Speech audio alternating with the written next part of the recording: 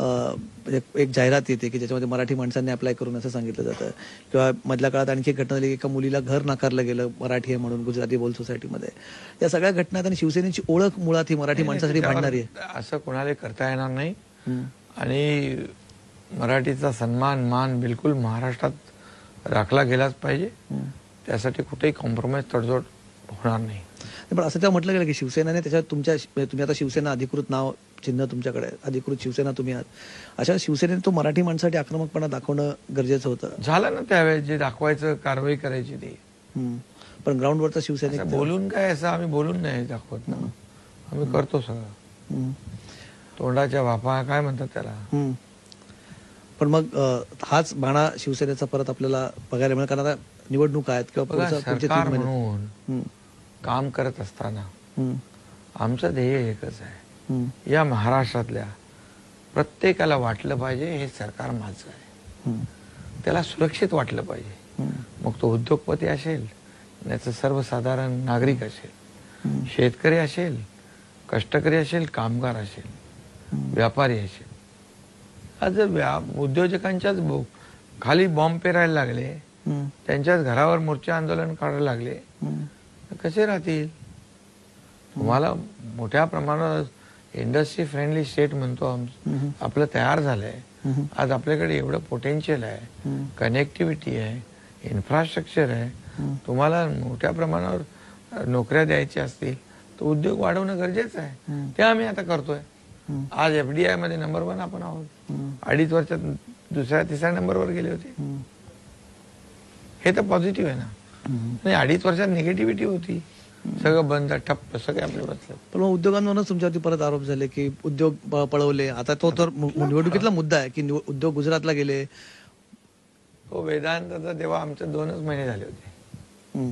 सरकारला आमचे 2 महिने झाले. 2 महिन्यात एखादा उद्योग इकडचा तिकडे जातो का मोठा.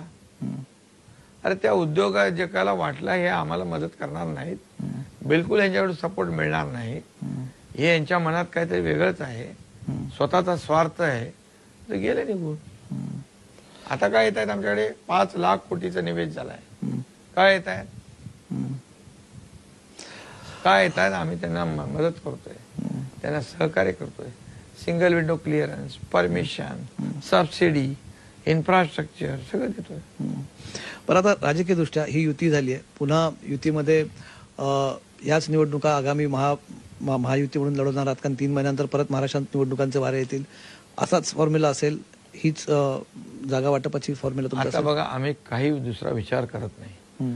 लोकसभा एके लोकसभा, लोकसभेच्या जागा ज्यादा जिंकणे, मोदीजींना प्रधानमंत्री तिसऱ्यांदा बनवणे, हेच लक्ष घेऊन आम्ही सगळे चाललोय. तुम्ही शिवाजी पार्कच्या सभेमध्ये म्हणालात, तुम्ही आज एक वाक्य वापरलात, मोदी का नाम, हमारा काम आणि अयोध्या का राम, बरोबर तुम्ही असं म्हणालात.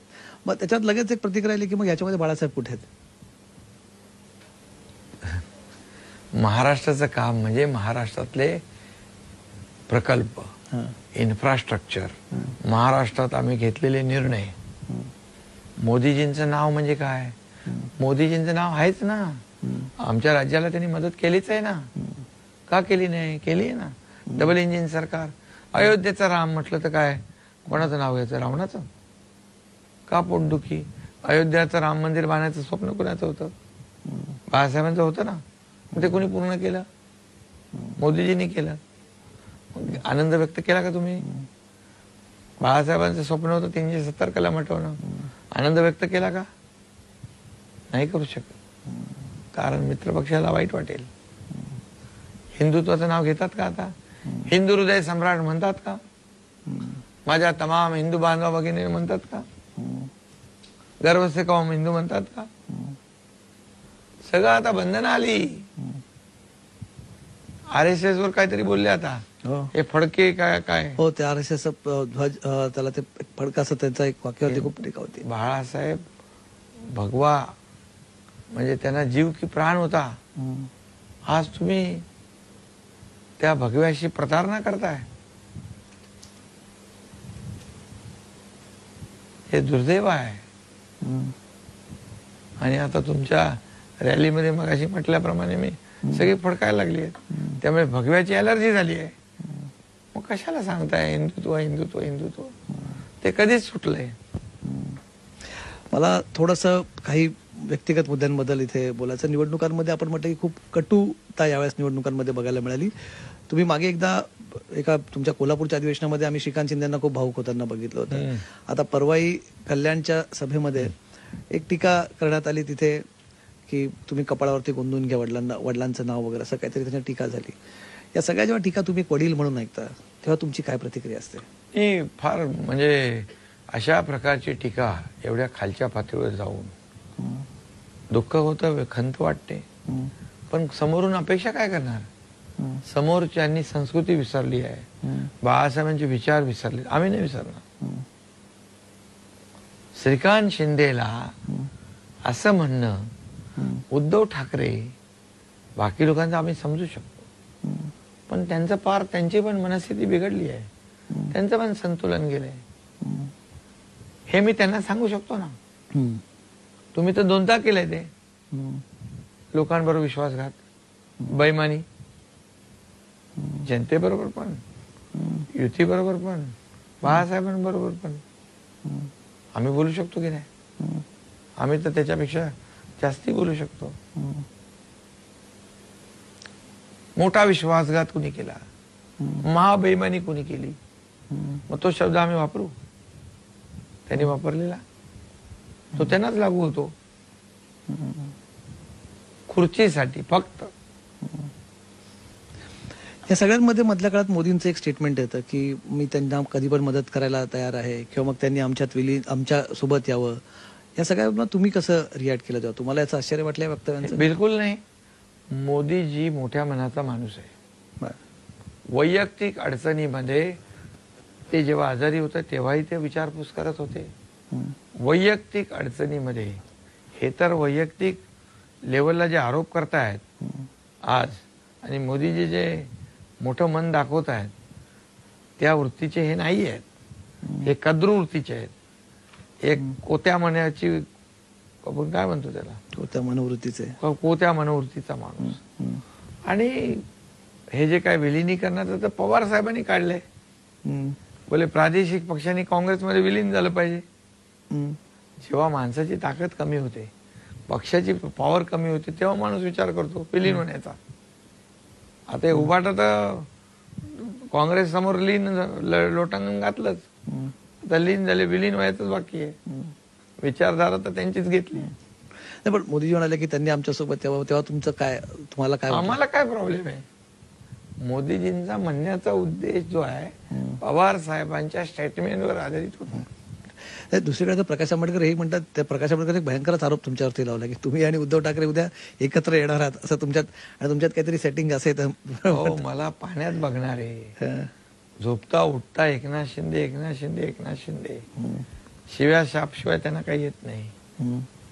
कशाला तो चर्चा, ती निरर्थक चर्चा आहे. प्रकाश आंबेडकर कशामुळे असा आरोप करत असतात? कारण त्यांना आता तो त्यांचा आरोप, शिंदेचा आरोप तर असा आहे, मागे नवी मुंबईच्या काही कार्यकर्त्यांनी केला की ठाणे आणि कल्याणच्या सीटमध्ये काहीतरी तुम्ही ऍडजस्टमेंट केलं त्यांच्यासोबत, असा आरोप झाला. कल्याणमध्ये श्रीकांतनी केलेलं काम 10 वर्षामध्ये एवढं प्रचंड काम आहे त्याचं. त्यांनी स्वतःची ओळख निर्माण केली आहे कामाच्या रूपाने. मी गेलो पण नाही प्रचाराला. काल फक्त एक रोड शोला गेलो होतो. म्हणजे मी सांगितलं मी येतो. मला खूप लोकांचे फोन आले, साहेब एकदा तरी चक्कर मारून जा. त्याचं कामच एवढं प्रचंड आहे की तिथे कोण उमेदवार कसला तरी सुद्धा काही त्याचा निवडणुकीमध्ये परिणाम होणार नाही. काम त्याचं बोलतंय. मला त्याचा अभिमान आहे एक बाप म्हणून. कारण त्यांनी 10 वर्षात जे केलं, इन्फ्रास्ट्रक्चर उभं केलं. शिंदेसाहेब, शेवटचा प्रश्न. तुम्ही मगाशी म्हटलं 4 तारखेला आपण बघू सगळा निकाल काय तो. वेगवेगळे अंदाज वर्तवले जातात. शरद पवार म्हणतात आमच्या 30 ते 35 जागा येतील. पृथ्वीराज चव्हाण म्हणतात 35 जागा येतील. कुठे अख्ख्या देशात? महाराष्ट्रात नाही, महाराष्ट्रात ते म्हणतात आमच्या महाविकास आघाडीच्या 35 जागा येतील. अच्छा. तुमचं काय म्हणणं, तुमचा काय अंदाज आहे? मी तुम्हाला सांगू, मी संपूर्ण राज्यात फिरलो जी. किती कुणी काही म्हटलं, बघा हे काय माहितीये का, काही मुठभर लोक आहेत. मोदीजींच्या बद्दल ॲलर्जी आहे त्यांना. मोदीजींच्या कामाच्या बद्दल ॲलर्जी आहे. मोदीजींच्या बद्दल एवढा द्वेष आहे की मोदीजी गेलेच पाहिजे, असं किती लोकांचं म्हणणं आहे? काही मुठभर लोकांनी म्हणून काय होतं का? शेवटी ठरवतं कोण? जनता जनार्दन. हा जनता जनार्दन त्यांच्या बरोबर आहे. 2014ला पण आरोप केले, मौत का सौदागर. 2019ला पण केले, चौकीदार चोर आहे. जातीवर शिव्या दिल्या. आता पण आरोप नाही.